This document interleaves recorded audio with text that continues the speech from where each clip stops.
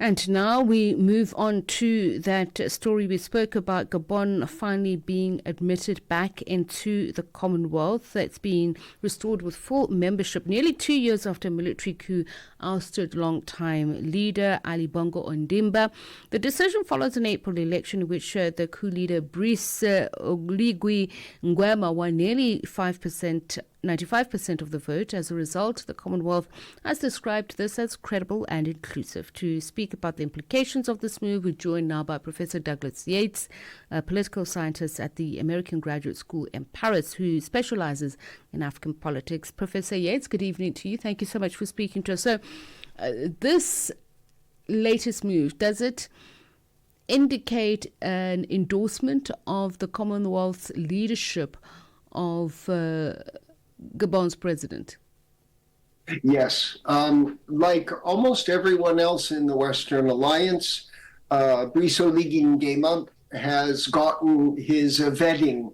So when he staged the coup at first, almost 2 years ago, he made sure to send messages to his traditional Western allies, including France, but also Britain and the United States, that he wouldn't go the way of Russia.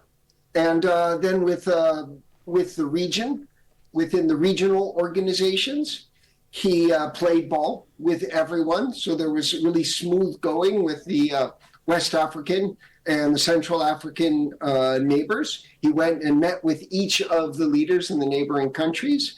And so he's now with the Commonwealth has a full house. There really is no international organization to which Gabon is a member that is any more excluding it or putting it on a sanction list. And this is because of the election. He civilianized his regime.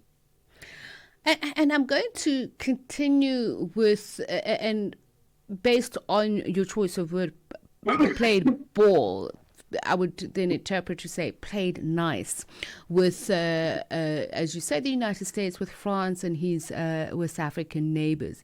There have been questions, though, by some civic organizations and even some of his detractors about whether he's fully implemented democratic means and processes, and how he's even secured himself a place to be able to run for president and win the presidency. So does that mean because he's pleased the right people, he's made the right murmurings, that therefore it is believed that he is doing the right thing?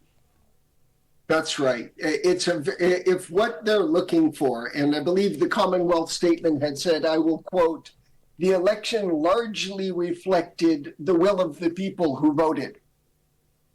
It's a very minimalist standard. For democracy, democracy isn't only about elections.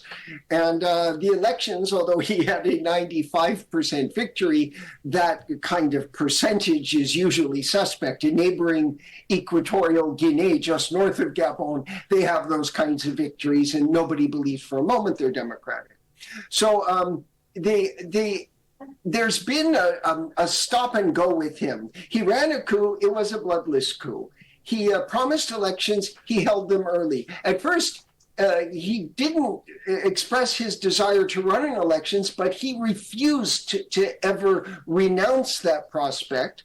And when he ran, he systematically eliminated all of the traditional opponents. The person, for example, who had won the 2023 election, Albert Ondo, was disqualified from running because he was too old. Pierre Claver Mangange Moussavu, the other longtime opposition leader, was disqualified because he was too old. There was a unionist, a trade unionist, who could have made a good opponent in this election, Jean-Remy Yama. He was disqualified because it was claimed he wasn't Gabonese. He happened to have been born before Gabon was an independent nation state. So the opposition who could have challenged him was eliminated, and that's why he has this ridiculous 95% victory.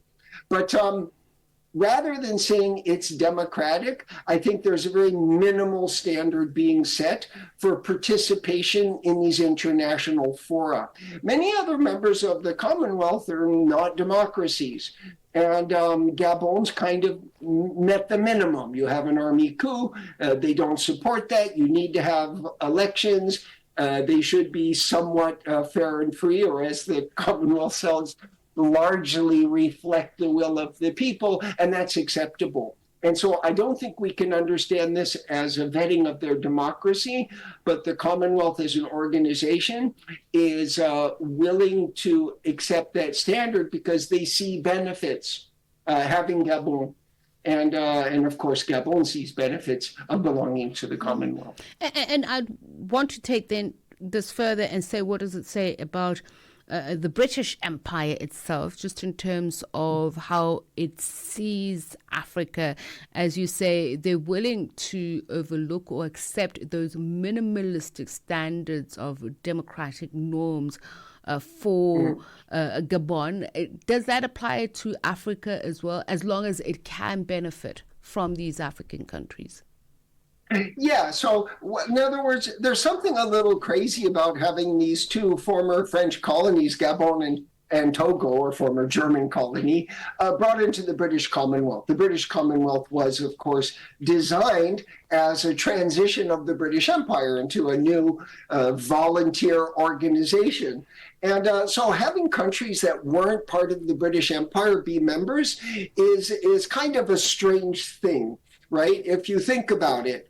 Why are we doing this? So I think the reason Togo and Gabon were accepted was, of course, their leaders lobbied very hard to qualify, and the door was made open. But I also think Boris Johnson was interested in trying to prove that Britain could leave Europe, that Britain didn't need Europe. It had, among other things, the Commonwealth.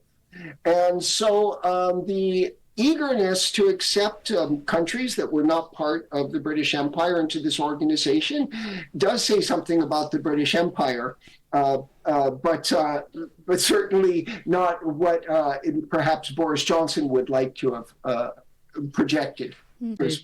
Professor Douglas Yates, a political scientist at the American Graduate School in Paris, who specializes in African politics.